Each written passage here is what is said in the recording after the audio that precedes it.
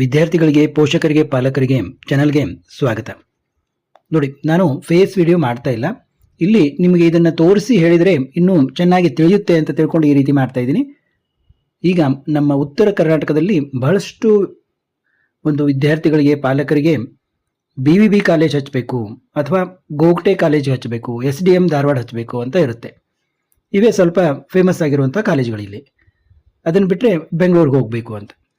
ಇಲ್ಲಿ ಏನಾಗ್ತಾ ಇದೆ ಅಂತಂದರೆ, ಕೆಲವೊಬ್ಬರು ನನಗೆ ಫೋನ್ ಮಾಡ್ತಾರೆ, ಸರ್ ನನ್ನ ಮಗಂದು 13,000 ಬಂದಿದೆ, ಅವನಿಗೆ BVBಯಲ್ಲಿ CS ಸೀಟ್ ಸಿಗ್ಬೋದಾ, ಅಥವಾ ಸ್ವಲ್ಪದರಲ್ಲೇ ಮಿಸ್ ಆಗುವಂಗೆ ಕಾಣ್ತಾ ಇದೆಯಲ್ಲ, ಇಲ್ಲಾಂದರೆ ನನ್ನ ಮಗಂದು 20,000 ಬಂದಿದೆ, ಅವನಿಗೆ ENC ಸೀಟ್ ಸಿಗ್ಬೋದಾ, ಹೀಗೆಲ್ಲ. ಅವ್ರ ನೆಕ್ಸ್ಟ್ ಕ್ವಶನ್ ಏನಿರುತ್ತೆ ಅಂದರೆ, ಸರ್ ನಮ್ಮದೇನು ಅಷ್ಟೊಂದು ಇದಿಲ್ಲ, ನಮ್ಮದು ಇನ್ಕಮ್ಮು 35,000 40,000 ಅಂತ ಇದೆ, ನಮ್ಮ ಇದರಲ್ಲಿ ಇನ್ಕಮ್ ಸರ್ಟಿಫಿಕೇಟ್ನಲ್ಲಿ ನಮಗೆ SNQ ಕೋಟಾ ಸಿಗ್ಬೋದಾ ಅಂತ. ಅವರ ಮೊದಲ ಕ್ವಶನ್ನು BVBಯಲ್ಲಿ ನಮಗೆ ಸೀಟ್ ಸಿಗುತ್ತಾ ಅಂತ, ಎರಡನೇ ಕ್ವಶನ್ನು ನಮಗೆ SNQ ಕೋಟಾ ಅಪ್ಲೈ ಆಗ್ಬೋದಾ, ಸಿಗ್ಬೋದಾ ಅಂತ. ಆದ ಕಾರಣ ನೋಡಿ, ನೀವು ಒಂದು ಕಡೆ BVBಯಲ್ಲಿ ಸೀಟ್ ತೊಗೋಬೇಕಂತೀರಾ, ಇನ್ನೊಂದು ಕಡೆ SNQ ಕೋಟಾಕ್ಕೆ ಆಸೆ ಮಾಡ್ತಾ ಇದ್ದೀರಾ. ಆದ ಕಾರಣ ಇದೊಂದು ಜನರಿಗೆ ತಿಳಿಲಿ ಅಂತ ಈ ವಿಡಿಯೋನ ಮಾಡ್ತಾ ಇದ್ದೀನಿ ನಾನು. ಬಹಳಷ್ಟು ಜನ ಕನ್ಫ್ಯೂಸ್ ಆಗಿದ್ದಾರೆ ಇದ್ರ ಬಗ್ಗೆ. ಈಗ ನೋಡಿ, ನೀವು ಒಂದು ವೇಳೆ ನಿಮಗೆ BVBಯಲ್ಲಿ ಸೀಟ್ ಸಿಕ್ಕರೆ ನಿಮಗೆ SNQ ಕೋಟಾದ ಪ್ರಶ್ನೆನೇ ಬರೋದಿಲ್ಲ. ಇಲ್ಲಿ ಯಾವುದೇ SNQ ಕೋಟಾ ಸೀಟು ಇರೋದಿಲ್ಲ. ನೋಡಿ, ಟೋಟಲ್ ನಂಬರ್ ಆಫ್ ಸೀಟ್ ಏನಿದೆ, KEದ್ದು 720 ಸೀಟ್ ಇದ್ದಾವೆ.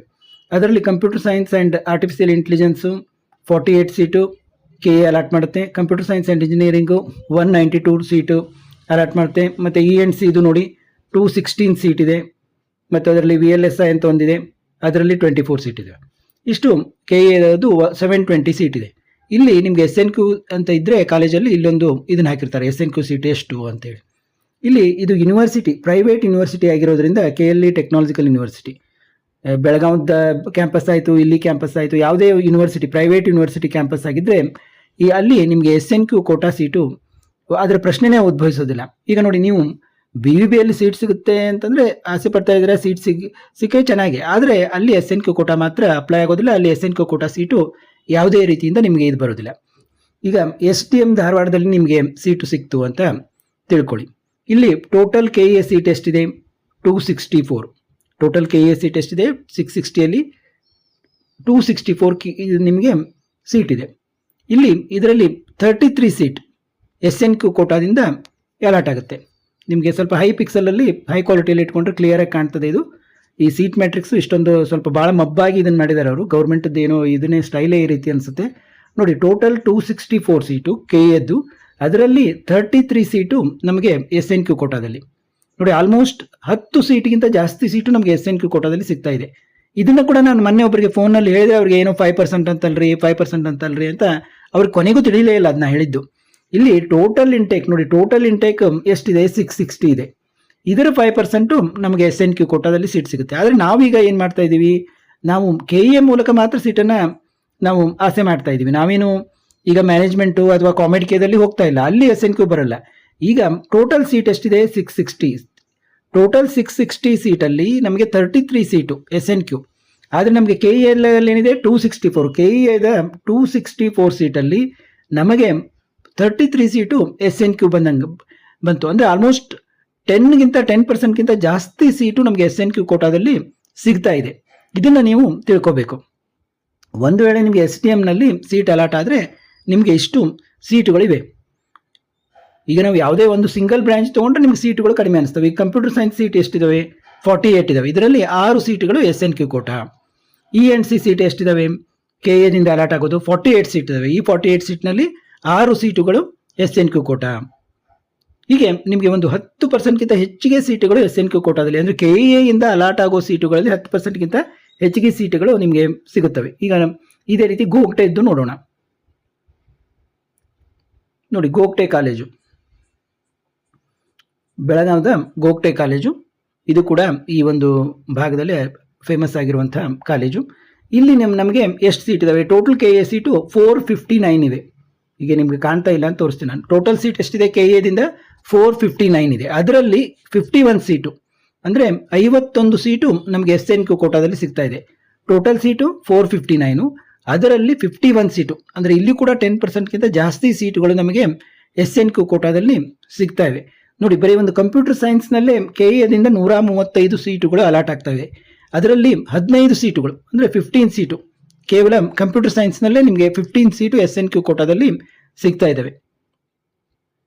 ಈ ರೀತಿ ನಿಮಗೆ ಸಾಕಷ್ಟು ಏನು ಬಡ ವಿದ್ಯಾರ್ಥಿಗಳಿಗೆ ಇದರಿಂದ ಅನುಕೂಲ ಆಗುತ್ತದೆ. ನೀವು ಯಾವುದೇ ಕಾಸ್ಟ್ನವರು ಇರಲಿ ಏನೇ ಇರಲಿ SNQ ಕೋಟಾ ನಿಮಗೆ ದೊರೆತರೆ ಅನುಕೂಲ ಆಗ್ತದೆ. ಆದರೆ ನೀವು ಈ ಮಿಸ್ಟೇಕನ್ನು ಇದನ್ನು ತಿಳ್ಕೊಬೇಕು.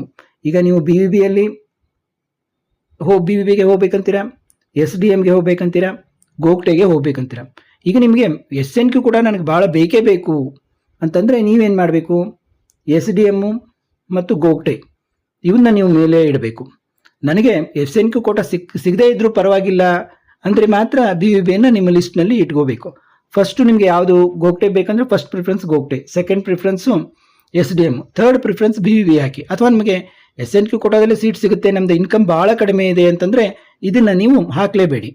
ಯಾಕಂದರೆ ಇದನ್ನು ನೀವು ಹಾಕಿದರೆ ನಿಮಗೆ SNQ ಕೋಟಾದಲ್ಲಿ ಸಿಗೋ ಚಾನ್ಸೇ ಇರೋದಿಲ್ಲ. ಮತ್ತು ಬಹಳಷ್ಟು ಜನರಿಗೆ ನನಗೆ ಫಸ್ಟ್ ರೌಂಡ್ನಲ್ಲಿ ಸಿಗದೇ ಇದ್ದರೆ SNQ ಕೋಟಾ ಸೀಟು ಸಿಗೋದೇ ಇಲ್ವಾ ಅಂತ.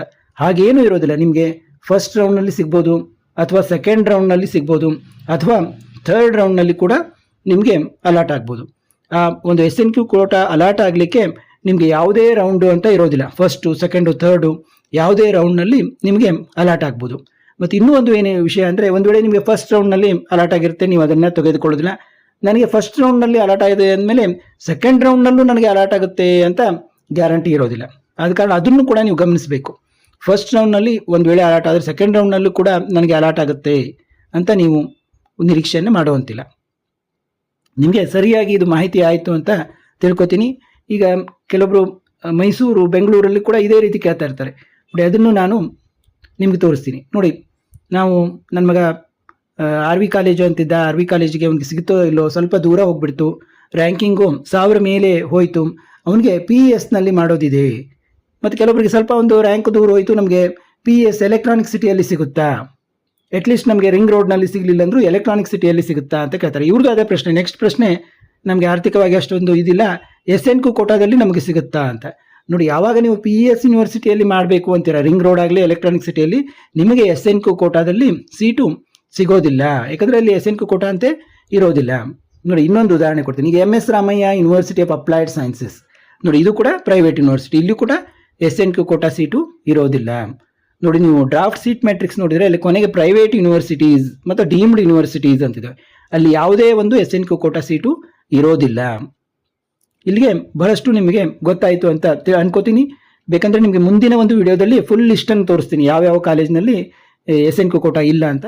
ಯಾರಿಗೆಲ್ಲ ನಮಗೆ ಆಪ್ಷನ್ ಎಂಟ್ರಿ ಲಿಸ್ಟ್ ಮಾಡಲಿಕ್ಕೆ ಗೊತ್ತಾಗ್ತಾನೆ ಇಲ್ಲ ಅಂತನ್ನೋರು ನನಗೆ ಕಾಲ್ ಮಾಡಿ, ನಾನು ಒಂದು ವೇಳೆ ಫೋನ್ ರಿಸೀವ್ ಮಾಡಿ ನನಗೆ ಈಗ ಮಾಡಲಿಕ್ಕೆ ಆಗುತ್ತೆ ಅಂತಂದರೆ 500 ರೂಪೀಸ್ ಪೇ ಮಾಡಿ ನಿಮ್ಮ ಆಪ್ಷನ್ ಎಂಟ್ರಿ ಲಿಸ್ಟನ್ನು ನೀವು ಪಡಿಬೋದಾಗಿದೆ. ಅದನ್ನು ಮಾಡಲಿಕ್ಕೆ ಅಟ್ಲೀಸ್ಟ್ ಒಂದು 8 ಅವರ್ಸ್ ಆದರೂ ಬೇಕಾಗುತ್ತೆ. ಯಾಕಂದರೆ ನಿಮ್ಮ ಏನು ಒಂದು ಇಂಟ್ರೆಸ್ಟು, ನಿಮ್ಮ ರ್ಯಾಂಕು, ನಿಮ್ಮ ಪ್ಲೇಸು ತಕ್ಕಾಗಿ ಮಾಡಬೇಕಾಗ್ತದೆ. ಅಟ್ಲೀಸ್ಟ್ ಒಂದು 8 ಅವರ್ಸ್ ಆದರೂ ಅದಕ್ಕೆ ಬೇಕಾಗ್ತದೆ. ಮತ್ತು ಮುಂದಿನ ವಿಡಿಯೋದಲ್ಲಿ ಭೇಟಿಯಾಗೋಣ.